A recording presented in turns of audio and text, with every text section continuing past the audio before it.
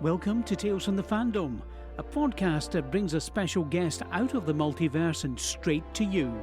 And now your host, David Ginsburg.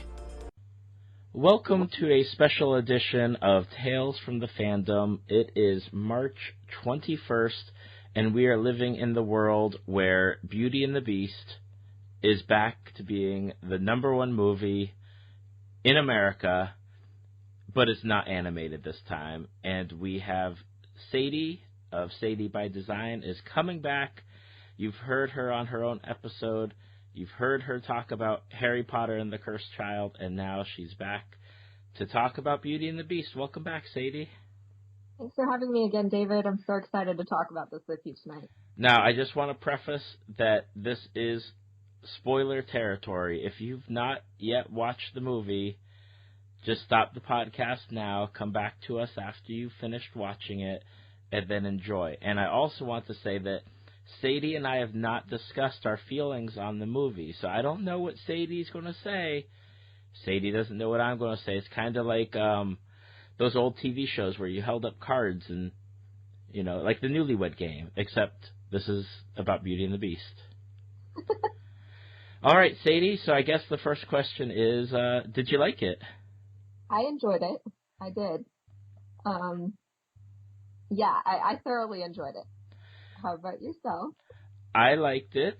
I was a bit apprehensive because there are people that I've recorded with for the podcast or follow like on Instagram or Facebook that had very negative opinions, especially about Emma Watson, the dress, and her singing voice. All three were thoroughly discussed at length about how bad it was before the movie had even come out. And so I was a bit apprehensive, but I liked it, I enjoyed it, and I had no overall problems with anything.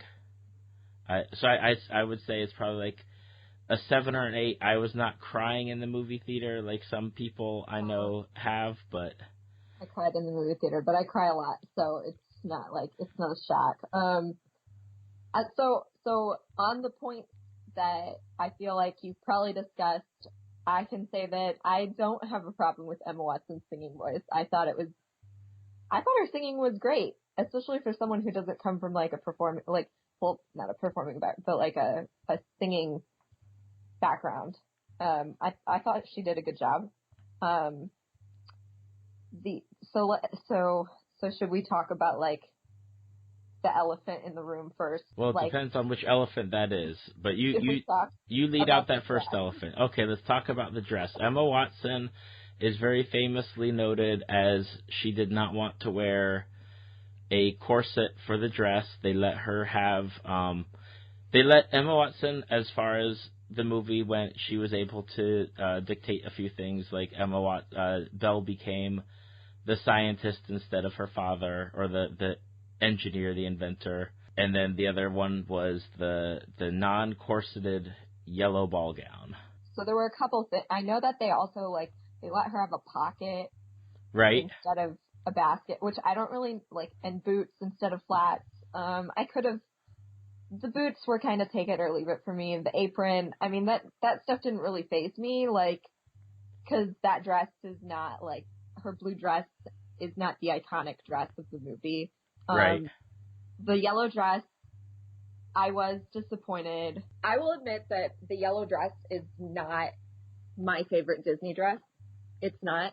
But I don't think a lot of people would argue with me when I say that I feel like it is the most iconic dress that a princess wears in the classic Disney films. Correct. I totally agree. That dress is probably the most iconic of them all. So I don't agree with them letting her have all this input about how she doesn't want to wear a corset because Belle's adventurous and she wouldn't wear that. And I'm like, okay, I'm sorry. I do agree with the people who say it's appropriate for that period. There absolutely would have been a corset. But my problem with the dress overall is that it just was very underwhelming. When I first saw it, I got kind of sad, and I was like, I don't even know if I want to go see this anymore because this dress just does not make my jaw drop. And the Cinderella dress from the live action was like, oh my god, that's a ball gown. And I expected something like 10 times as amazing for this dress, and they just did not do it justice. I've not seen Cinderella beyond obviously like the clips and trailers of that. I know what that dress looks like, and yeah, I totally agree about the yellow dress. It's not the thing that you're going in there expecting, especially having grown up with Beauty and the Beast in various stages. And for everyone that's listening, I imagine we're skewing a bit younger in age and demographics, where like that's everything that you've grown up with. You see it at the Disney parks, like it's that big, iconic, giant yellow dress. I agree. And so go ahead. Oh, I was just gonna say, I think the thing that it was lacking was not like, if it didn't have the corset, it needed something else. I was going to say, the corset wasn't even really the part that bothered me. It was just like a very simple, it was just a very simple prom dress, in my opinion. I mean, they did try to spruce it up with some like moments in the film where it was like, oh, we're going to add this special detail and stuff, but it just still didn't do it for me. And on top of that, like jumping into some other details in the movie that I like myself was I was just kind of, oh, that was a bit of a letdown. The moment when the Beast and Beauty come into the ballroom is so much more like breathtaking in the actual animated feature that I was expecting it to just like take my breath away. And that's when I expected to like have an emotional breakdown, because it was just like, it just blew me away beyond all my expectations, and it was just like overly romantic and wonderful, and it was just kind of like, oh, there they are, okay, now they're gonna dance. And it was kind of it was a very simple ballroom dance, but there was nothing like, I don't know, just that was the part that was kind of like, this just isn't the animated film. And so I mean, it was still very pretty, but that was just one part of it that I was just, if you're not going to give me the dress that I want, then at least do justice to the scene. And I actually cried at the Beast song when he was singing about Belle after she left, and that's when I had the emotional reaction, was like his voice was so powerful, and it was just like, oh my gosh, he's amazing, and this is such an emotional song. And yeah, that's when I started crying. I know that with the yellow dress, with those moments, they definitely did try to have that big sweeping moment where the dress like kind of expands when they're spinning and stuff. I will stop you there. I do love the way that they made the dress. Like, even though standing still, when you're just looking at it, it's very like, I'm not very impressed by that, but it moved very beautifully. The movement of the fabric and the movement of the dress itself was very gorgeous. Like, there were times where I was like, oh, maybe I really do like this dress, but as soon as she stopped moving, I was like, no, I'm still no. Right, that's what I was going with, was like the move, like when she spins and moves, the dress really does like have a life of its own. It shines in those moments, for sure. Right. And then the other thing I was thinking of as you were talking about the entrance and that sweeping view that we get in the animated version. And I'm thinking to myself as you're talking, I'm like, Beauty and the Beast is the only animated movie ever to be nominated for Best Picture. And I can't see this movie being nominated for a Best Picture. No, I don't think so. I don't think so. That's why, like, it was good. I'm gonna go see it again, because I will, but it's like, I came out of the theater feeling like I liked the animated film better.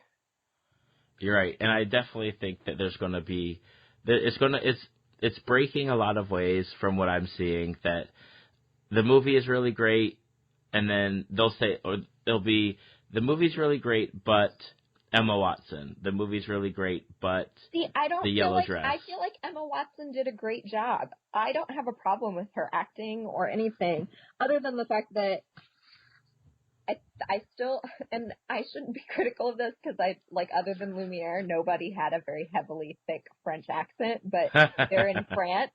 Right. And she has a very British accent, but then again, no one else had the right accent for the film either, really. So it's like, you can't really criticize her for that when they, it's not like she was the only standout character that had a not French accent. Right. I know that Ewan McGregor gave an interview saying that his accent when he did it the first time as they were filming came out sounding very Mexican, and that he had to he redid all his lines post-production or during post-production. That's so funny. And then he even joked that, his wife is French, and he's like, I should know the accent at some point, but it just doesn't go. It just happens. I've tried to so apparently when I get nervous, I can't do a Valley Girl voice. Oh my God, guys, because I tried to do it at work one time. We were having a costume contest and I got up on stage and I was trying to be I'm 80s Barbie. And it came out like I was a Southern Belle.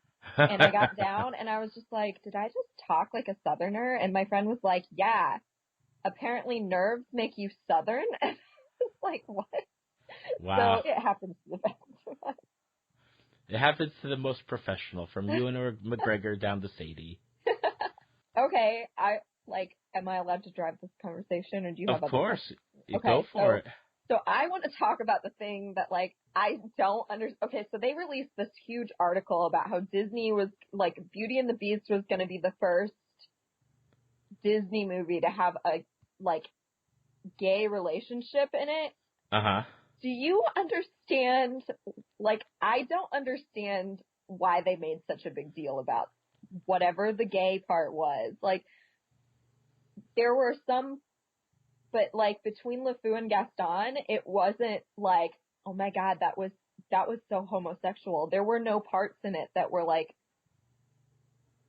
would have made anyone that uncomfortable. If they had not publicized it, people would have been giving the eye to it when they're watching it, but there was definitely not a need to have it announced, have it publicized like that.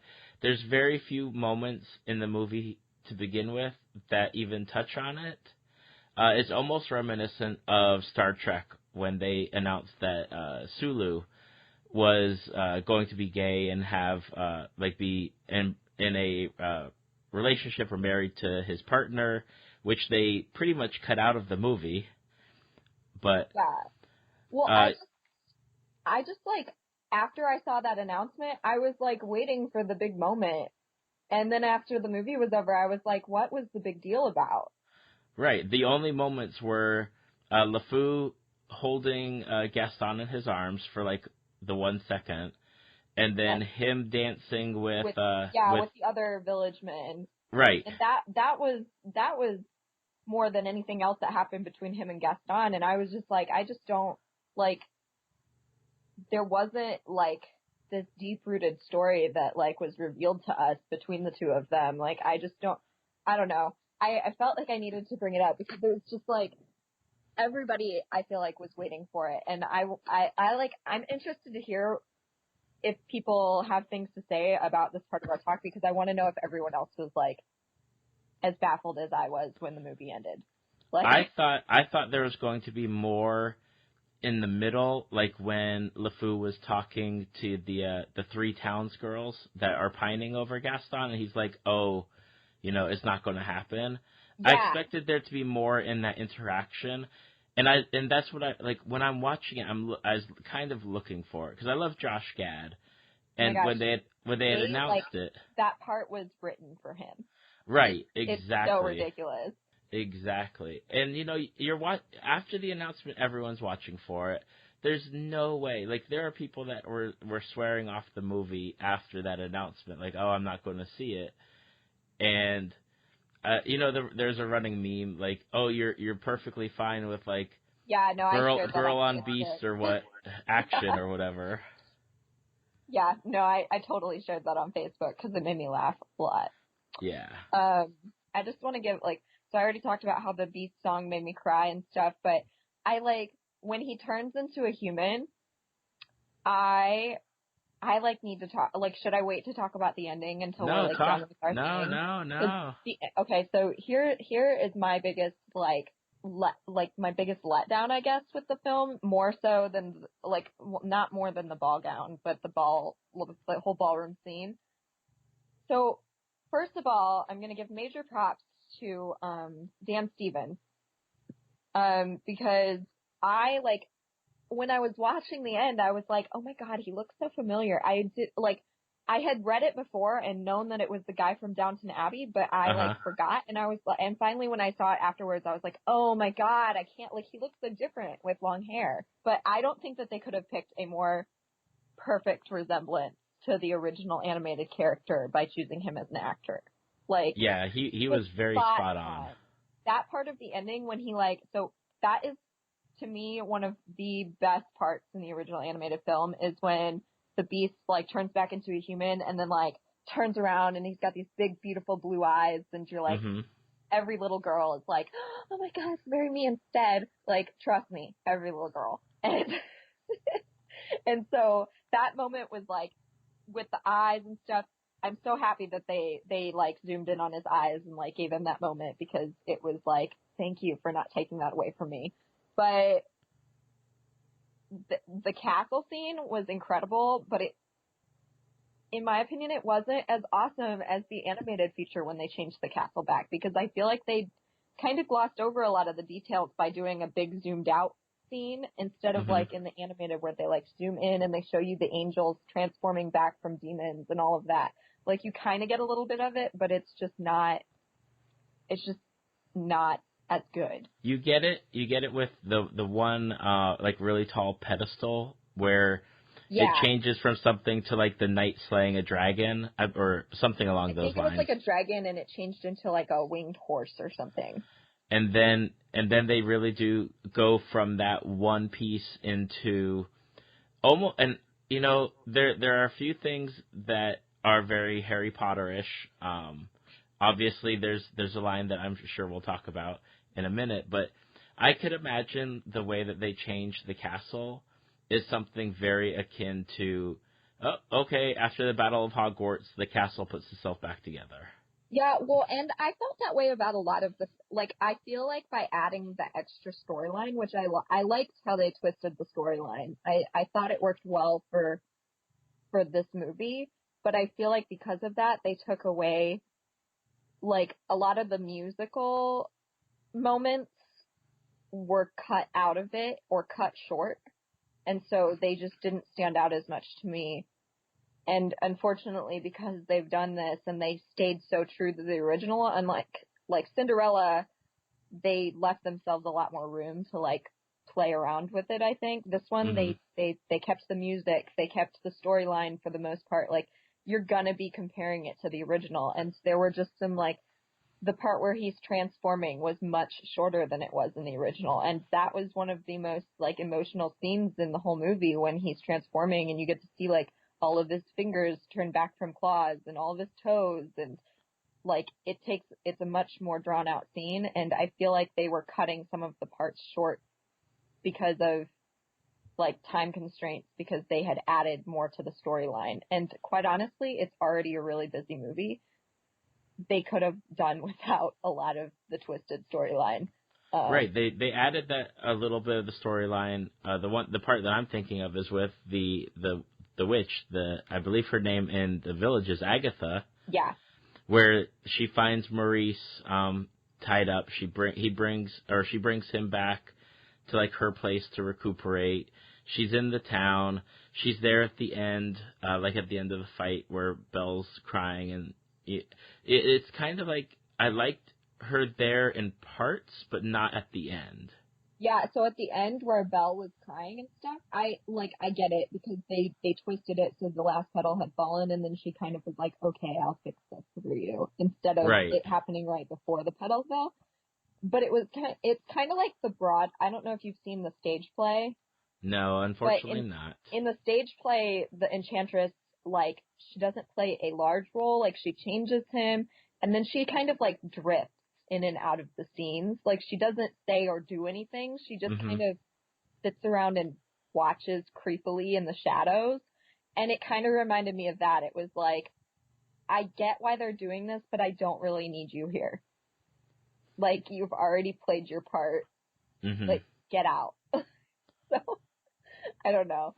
It's just one of those, like, it's nice that you tried to do more with this, but I could have lived without it. So did you have a standout actor or character in the movie that you liked? Like I said, I really liked the Beast. I think that his voice acting and his likeness was awesome. And I was impressed with Gaston's performance with Luke Evans. Mm-hmm. I was impressed with his performance because I was skeptical about that role because he didn't strike me as a big brute with giant muscles when I first saw pictures of him, and right. They kind of he was in the film, but he wasn't like, there was a little bit more to him, I feel like, and I liked that aspect. Gaston is a fun villain, even though he's a jerk. Yes, but yes, he is. He is. And Josh Gad, I mean, all of the guys did a great job. I think Emma Watson did a great job, too. I mean, I know people are going to disagree with that, but I love Emma Watson. My friend sent me a thing the other day that was like, it's sad that kids today will know Emma Watson as Belle and not as Hermione. Right, that's been going around a lot. And I'm kind of like, when I realized that, I was like, I'm so sad about this because, like, she's a great Belle and she's a great many other things, but she will always be Hermione. And for kids to not think of her that way first is just kind of like, breaks my heart a little bit. Yeah, I know. Like my kids have seen Harry Potter, the first, I think the first two at this point, but they've not made that connection. Like, we saw Beauty and the Beast, they didn't recognize Emma Watson at all. But obviously, there's a bit of an age difference now between Chamber of Secrets Emma Watson and Beauty and the Beast Emma Watson. She was so cute in those movies, though. Now, is there somebody that you were were you happy with the animation on the supporting cast as far as like Mrs. Potts and Lumiere and Cogsworth? Did you like the way that they did those designs? Or the only one I guess I'll just say the only one I didn't like was Mrs. Potts, just because I'm not a fan of the face that they put on it. Yeah, her, and even Chip. I know that they were trying to keep to, like, it was painted on porcelain, is what I think they were going for, but right. It wasn't as standout as, like, Lumiere and Cogsworth. Of the two of them, Cogsworth was my favorite. I thought that the details on the clock were just absolutely stunning. I didn't know until I had read some of the, like, did you know this? With Ian McKellen, that he was originally offered the role of, like, the voice of Cogsworth in the original animated film, and he had turned it down. Right, I saw that. And I was like, was he like, when they came to him, you have to wonder if they were like, if he was just kind of, yeah, okay, since you're asking me again, I guess I'll do it. Just don't, like, please stop asking me.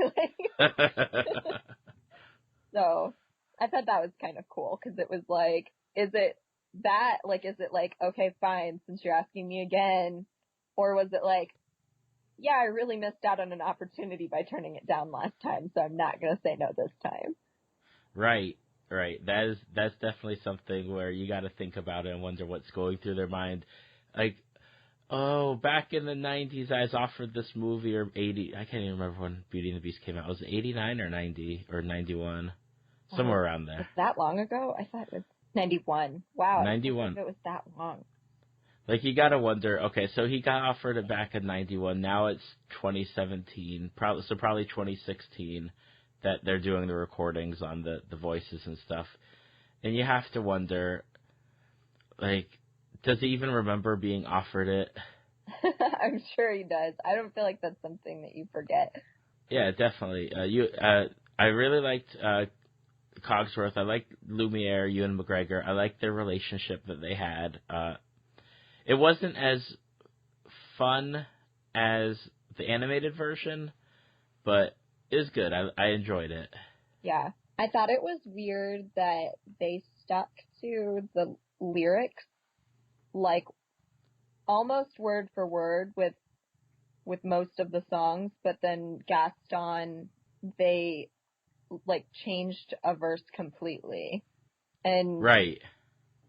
so, like, the reprise at the end of the song, like, that's totally cut from the original film. Like, that I know because on Pandora, like, it always comes up and they do that, like, extra little reprise, I don't know. My music terms they're rusty. But the little extra bit at the end where he tries to spell his name, that's in the original soundtrack, but they, like, it's not in the animated film. Mm-hmm. But then there was that whole verse that it was like, oh, that's different. And I'm not upset about it. I'm just confused. Like, why'd they stay so true to the other songs, but that one they decided to just kind of go off the bandwagon with? I haven't seen anything about that. I don't know. It, like I said, it doesn't, like, super bother me. It's just one of those, I notice things like that because I listen to Disney and sing along to it more than I should probably admit as a functioning adult.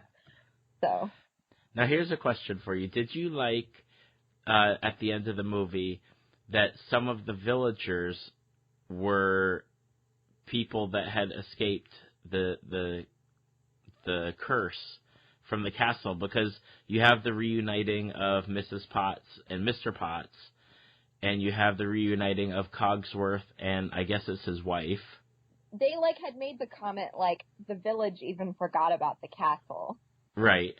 And so, like, it made sense to me, but it doesn't, because they set it up that way, it wasn't that big of a shock to me once I put all the, like, 2 and 2 together. But they were having a party the night that happened, and I'm like, mm-hmm. Why wasn't Mr. Potts at the party? Or right. Why wasn't Cogsworth's wife at the party? Like, it just seemed kind of odd to me that not everybody was at the party when that was something. You know? So that part, like, I still have questions about it, but it's not a part that's going to be like, oh, that was terrible. Why would they add that to the movie? So, I mean, I'm kind of indifferent about it, I guess. Now, everyone that's a Harry Potter fan, or at least hopefully everyone that's a Harry Potter fan, caught at the beginning of the movie, right before, I believe it's the first song, there's the reference, and there's a character in there that says Neville Longbottom's line about he can't remember what it is that he's forgotten. And I really love that, like, little addition in there. The only thing that would have made it better is if they had Matthew Lewis be in the movie to do that line. Yeah, that was pretty great. I love Matthew Lewis. He's great. We talked about character. Who's your favorite character from the film? Because I talked too much and you didn't tell me. Overall, I mean, I really enjoyed Emma Watson as Belle. I love Belle. She's one of my favorite princesses of, like, the traditional princesses. It's usually, for me, it's always Belle, Jasmine, Ariel, Anna, Rapunzel, Moana, but I can't count her really as a princess. What? I know. I'm so mad because I found out it's on DVD, and I'm like, how have I not seen this yet? Oh, my goodness. Yeah, I know. Can't believe it. I'm a bad fan. So, I love Belle. I really liked LeFou, Josh Gad, but I love him, and ever since, like, I've discovered who he was, I've really enjoyed seeing him and everything that he's doing. And I really liked Luke Evans as Gaston, because Gaston is not an easy character. That is one of those characters where when you even see them at, like, Magic Kingdom or Disney World, wherever they end up having them stationed, the people that play Gaston are on, and it is amazing to just watch them. Like, there's tons of YouTube videos that I love watching, people recording their interactions with Gaston at the parks. I agree. I know, like, friends who are, like, grown men who are older than me who, like, act like little fangirls over getting to see Gaston at the park. So, like, it's a big thing to hold over your shoulder to, like, play that character in a film that can never be erased or forgotten. Like, right. So that's one of the reasons that I was just like, okay, you've impressed me. You have my attention.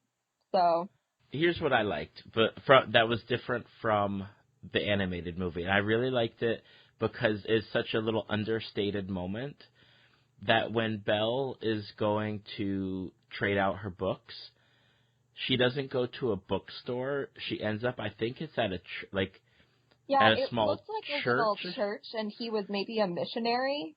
Mm-hmm. And he had like 5 books from his like mission. Right, and he only had like 5 or 6 books. Yeah. And seeing like the small town that they're in, thinking back on it now, like, and even LeFou makes that comment about not being able to like read. Like, how many people in that time period would have been taught to read? I mean, they even make that comment when they're talking about Belle knowing how to read, and she's reading books, and the school children are singing about her. And I do think that by bringing that part of the storyline out, it makes it more obvious why people think she's a weirdo. Mm-hmm. Instead of just being like, she's the prettiest girl in town, but everybody thinks she's weird. But I mean, they kind of hint at it, like when Gaston's like, it's not right for a woman to read. The whole town's talking about it. But it's right. Like, that's the only idea of it that we get in the animated film. And in this one, it's like very obvious. Like, they think she's weird because she's ahead of her time. Right, and she even does the whole, basically she's invented a washing machine with, that was so cool. With the farmhand, I think is like an ox, it was I believe. I think it was a donkey or a mule. Yeah, just spinning the clothes around in that water instead of her having to sit there and do them so she could read. Yeah, so smart. I hate laundry. I don't think they're inventing something to make it better, even though it would have been still worse than how we do it today. Right. Could you imagine, like, you finish getting all your clothes done, and then, oh my gosh, just something happens. That like would be the donkey grounds. poops. Like, what they did would be grounds for me to just, like, punch the living daylights out of someone. Yeah, that was uncalled for. No one touches clean laundry like that. No, just the fact that I have to go do it again. I'd be like, are you serious? Like, oh, God. You serious? My donkey is tired. I have a lot of laundry to do myself because I avoid it like the plague. Fire up the donkey. Okay, so I'll talk about something that, like, I'm going to make relevant because it was in the previews for Beauty and the Beast. Okay. I have gone to, like, 3 different movies recently, waiting, maybe 2, at least 2, maybe 3. I feel like it was 3. Waiting to see a Wonder Woman trailer on the big screen, and I finally got it this past weekend, and I, like, even if the movie had sucked, I would have been happy because I got to see that Wonder Woman trailer on the big screen. Like, my friends think I'm a little weird, I think, because I was so excited about the Wonder Woman trailer. Listen, if there's one movie that's out right now that deserves having a Wonder Woman trailer on, it's Beauty and the Beast. I was so happy because we walked into the wrong theater, and they had it was an earlier showing of Beauty and the Beast, and they had like their previews on, and it looked all depressing, and I was like, we definitely got the right tickets because I would have been very upset if I had some sad trailer for Beauty and the Beast instead of Wonder Woman. I totally forgot about one of my favorite, like, character relationships in the whole film. Okay. And again, it's probably because they're the minor character, so, like, I'm thinking of, like, the overall storyline and the overall, like, how they did and stuff. Mm-hmm. But I loved the piano and the wardrobe. Yes, that was a departure from the animated movie, I believe, too. I mean, so there definitely wasn't a piano in the original one that was like, yeah, that was a departure of their relationship. I mean, the wardrobe was always one of my favorites, but their relationship, like, I loved it. It was fabulous, and it made me so happy. They did a good job with the casting for those roles as well. Right. I really like that they did focus so much on the relationships that the castle staff had with each other. That was one of the things, like, you always saw Lumiere with, I can't even call her, like, a feather duster, because she's a bird feather duster, kind of. Oh, that would be one of my complaints about the movie. That they did her as, like, an animal? Or hold on. Or her name wasn't Babette in the movie. It was Plumette. Kind of that they made her like a weird bird thing, but they just they added the piano, which I loved. I'm okay with this, but they changed her character quite a bit from the original, and that kind of annoys me. Womp, womp, womp. But I'll get over it, because overall it was good.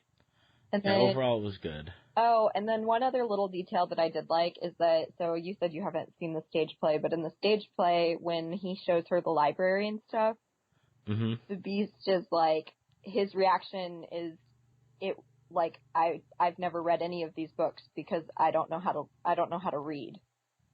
And he's like illiterate, and she reads to him. And he's like really happy. He's like, I never knew that books could do that. And she's like, what? And he's like, take me away from this place. And I liked that in this one, it was what brought them together more. Right. And now you reminded me, what did you think about that flashback / time travel thing that they did? Because I totally forgot about it until you just mentioned the reading part. I think that they did it because they felt like they had to tie it, like they had to answer the question of what happened to her mother in somehow. Okay. I could have done without it. I could have done without it too, because it almost seemed a little bit forced. And it seemed almost out of place. Like, I'm accepting the magic that they're giving me, but now you're adding in a bit of time, like, because she brings something back from there. Well, I think it's like it's been sitting there, like, because like they just left it and like the whole place is decaying. Like, Okay. I think that it's just been there all this time. But I don't know. It was just kind of like, you clearly cut some stuff out to make room for this in the film, and I just don't feel like it was absolutely 100% necessary. Mm-hmm. The thing that I did get over for it, though, is when they did that, and he was like, she left me this magical gift. I was like, are they, like, my freak out moment was, are they seriously getting rid of the enchanted mirror? Like, I was really upset for a split second, because I thought that meant that they had not done the enchanted mirror. And I was like, you can't not have an enchanted mirror in Beauty and the Beast. And then when he gave it to her, I was like, oh, okay. So, like, it's still here. It's just not, like, they didn't make it as big of a deal as they did in the movie, like the original, which, like, I kind of feel like they should have just left the book out and just focused on the mirror. Right, exactly. Like, again, it's one of those, like, you're, like, there's already too many elements almost in this film already, and you're just adding more for me to keep track of. So, yeah, I mean, it was okay. It didn't make it, like, awful, but yeah, like, that little interlude was just kind of unnecessary. I liked how the townspeople almost turned on Gaston. Like, you almost had for that fleeting second, like, they're gonna do something. They're gonna flip. Yeah, like, I agree. That was a good moment. But you can't have the movie without Gaston getting all the people behind him. Yeah, well, and they even had me thinking, like, what are they gonna do if they've, like, if they've changed this moment, like, how's the rest of the story gonna pan out? But then it was like, oh no, he's a sly fox. He's Do you have any final words on Beauty and the Beast? Just that I hope that people, like, I know that I was frustrated with a couple aspects of it, like the costume decisions and a couple other things that are negligible at this point that I was like on the fence about going to see it. But when it came out, I'm happy that I did. Like I'm gonna go see it again. It's definitely worth the money, I think. So give it a chance. Like if someone sat through this and listened to it without having seen it, I guess, like, give it a chance.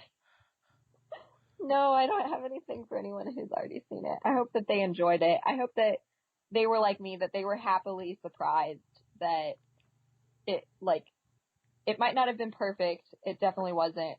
But I think, like Cinderella was not perfect. I did like it better as a live action than the Beauty and the Beast live action. But, I mean, I think that going into this, I just have to accept the fact that it's kind of like a Harry Potter film when it comes to the books, that the live actions they're just not going to be the originals. Like, they're not going to be the films that I grew up loving. Right. And that makes it a lot easier. That's the main thing. To sleep at night. So before we end, we've got a new path that Disney's taking, and it started with Cinderella, and it has now involved the Jungle Book and Beauty and the Beast. And they're doing the live action. So we've got Lion King starting to cast. We have a live action Mulan announced. Little Mermaid. Little Mermaid. Aladdin is supposed to be another one that's up for it. So what are your thoughts on the live actionification of the Disney movies? Because I was listening to another podcast today where they were discussing like what period of time should be off limits, like with Moana just coming out, with Frozen just being a few years. I don't think that they should do that. Like, so I agree. I think that like Frozen, like anything that's not classically animated, I would say that it's probably too soon. They're gonna have to wait quite a bit of time because like Once Upon a Time did it with like Merida and Frozen and stuff, and it's just like it was like it's too soon, and you're clearly doing this for the hype and not because like they didn't even take a new spin on it. Like it was like they didn't even give them new wardrobes. Like right. So like I would hope that they would give it some time before they would do that. But I'm perfectly okay. Like honestly, these live action films, I would drop what I'm doing right now and like I would go and be in one of these films if someone offered me, like, if I got to be Ariel, I wouldn't be doing anything besides that because I'd just be like giddy as all get out. Like I just, it would be like a dream come true. Like right. So that's what Emma Watson said in an interview, is that her like 6-year-old self was like jumping up and down and through the roof that she was even offered the part. Yeah. And so like to me it's like a dream come true because it's like if I were like even in the running for one of those parts, I would probably just die of happiness because it would be like every little girl's dream to become a real life princess, and this is our time. It's like the perfect nostalgia. Right. I'm a little worried. I've heard some, cause like I believe they've already cast Chloe, is it Moretz, as the Little Mermaid? I don't know, because there's 2 Little Mermaid movies coming out. One is Hans Christian Andersen. Not that one. Not the one with Poppy Drayton that's coming out like this year. Right. I didn't know about. I don't have any information. The internet's not telling me. So. Yeah, the internet's not telling. I really felt like they had something out with her in it on IMDb for a while. It might have been rumors. It might have just been rumors. Yeah, because the only castings I've heard is for Lion King. Yeah, I've heard that. But I heard her, maybe it's because of this one that's coming out this year that people thought what they did, but there were like rumors that she wasn't going to have red hair, and I'm just like, you can't have Ariel and not have red hair. Like, right. If they change that detail, I will not go see the movie. Like, no. And, but I'm excited because, I mean, you hope that like, Cinderella surpassed my expectations. Beauty and the Beast kind of let me down in a couple of areas, but I still really, really thoroughly enjoyed it. You hope that when these films happen, they can just, like, do more than you ever expected to with what, like, your childhood imagination did when you first watched the films. Right. So that's what I, like, so if they're doing The Little Mermaid, like, everything about that film was just, you have to just stun me. But if they're doing, like, Aladdin, they're gonna have to blow me out of the water with that magic carpet ride. Like... Right, exactly. And the genie's gonna be tough. Okay, so spoiler alert, so, like, and people are gonna disagree with me, but I went to see Aladdin on Broadway, and it was a stunning show. It was great, but I was let down by the magic carpet ride scene, and I was just like, of all of the scenes of this play that you needed to, like, just nail, you just let me down. And so if they do that in the movie where they've got all this CGI capabilities and stuff, I'll just be like, please just stop while you're ahead. Like, so, I don't know.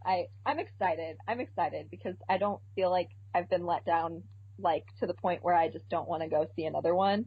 And right. I'm excited. I will say that it's probably a talk for another time, but I'm excited about the casting that they've done for The Lion King, but at the same time, like, a lot of the cast for that is still alive from the original, and they cast James Earl Jones as Mufasa already, so I'm like, why didn't you ask a lot of the other cast to come back? Right. So that might be one where it's like, I'm a little confused, but I'm still excited about it. Yeah, it'll be interesting to see if they go back to the well with some of the characters and bring them back, or if they're just going to go with some new people like Donald Glover. I think it's going to be great. Either way, they've got a great voice casting lineup for that one. Absolutely. So. What's the one Disney movie not announced that you want to see live action if you had to pull from the vault of animated movies? I feel like I have to look at a list now, because I know most of the ones that you've said, but I feel like they said that they've got a lot of them planned. My one that I want to see that I haven't seen on this list yet is Hercules. Hercules, that'd be a good one. Because I love that movie. Or, I don't see it on here either, Pocahontas. Okay, yeah, I scrolled past that one. The one that I was going to say, and it's more of a recent one, so I wouldn't... I mean, if I'm going to pull an old one, I'll pull a new one. I'd love to see Atlantis. Oh. But that's 2001. Yeah. I'd love to see Princess and the Frog. And maybe even Sword in the Stone. So that one's on the list that I'm the one that's on the list that I'm looking at right now. Really? Okay. Yeah, but who knows if these lists are, like, accurate? Right. But I would love to see the Sword in the Stone. That's a very underrated Disney movie. It is. It's one of those ones where, like, I remember watching it a lot as a kid, and then at a certain point, I mean, there's like nothing, and I don't remember watching it again. And I probably haven't seen it, even with my kids. My kids haven't seen it. Yeah, you should probably make them watch that. Yes, but I think what really like gunning for like some live action Adam Bluth movies, like Anastasia and Thumbelina. Did you see the report today about Anastasia was being bought by Disney? So I've heard. Disney buys Anastasia rights. Is that real? Because I feel like that came around like a year ago, and it was. Came out 2 years ago, but then I thought I saw it today that Anastasia was going to be bought by Disney, but I'm not seeing any official news for it, so maybe I'm mistaken. That's always the one movie that people think is Disney, and it's not. Yeah. But it's so good.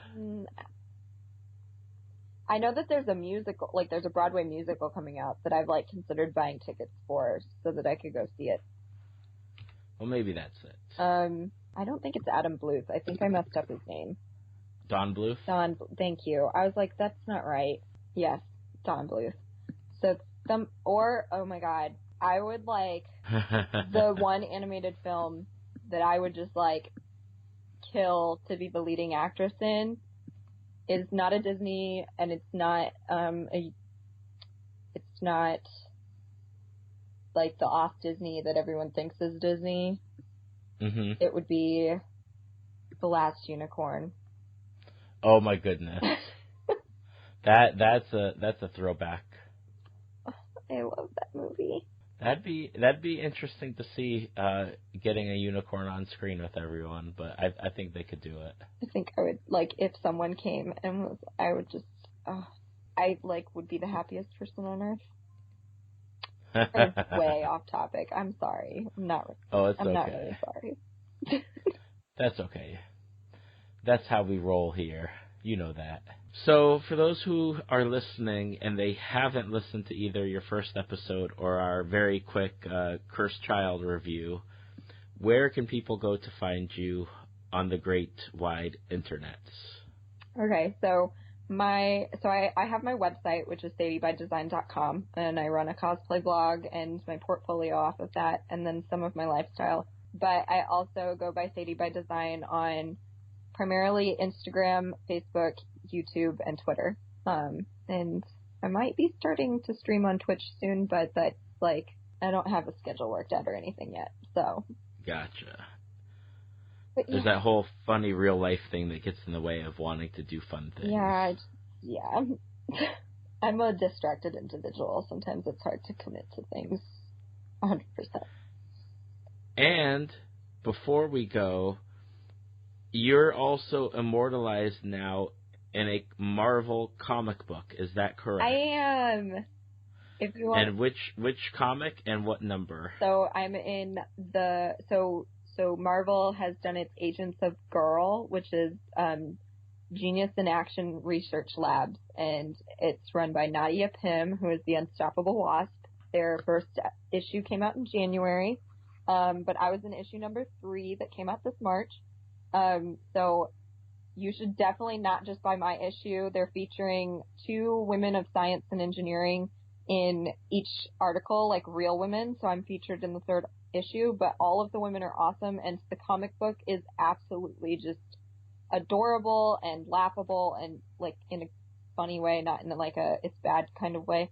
But it's great, and you should buy all of them and read it and fall in love with her like I have, because it's so worth it. And you have to tell everyone, like, did you submit to get in there? Did they find you? What was that? Like, how'd that happen? So Greenville is actually a really awesome place for comic book artists, and I actually, the girl who does the colorist for the Unstoppable Wasp actually lives in Greenville, and she's also an engineer, and which is Megan Wilson.